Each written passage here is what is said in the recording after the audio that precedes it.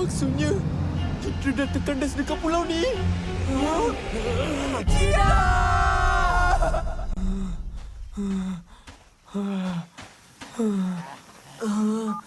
Macam mana ni, Pian? Aku tak dapat hubungi siapa.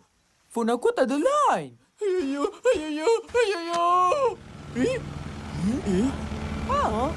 Korang, ada kapal terbang. Cepat make a board. Kutip batu-batu tu dan buat isyarat SOS. Baik.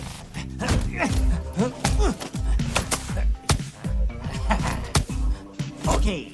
Kami kat sini. Sini.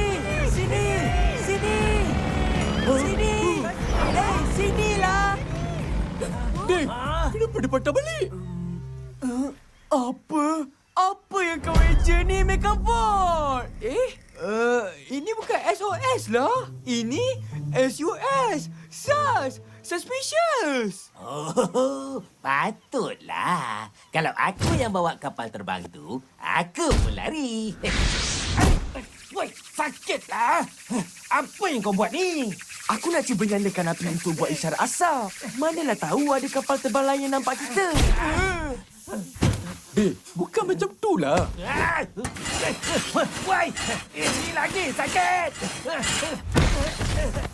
Aduh, tak terbakar juga. Habislah kalau kita tak dapat keluar dari pulau ni.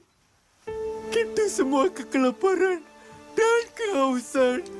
Dan apabila matahari tenggelam, suhu yang sejuk akan meresap hingga ke tulang. Dan selepas beberapa hari tanpa makanan, kita akan mula berhalusinasi.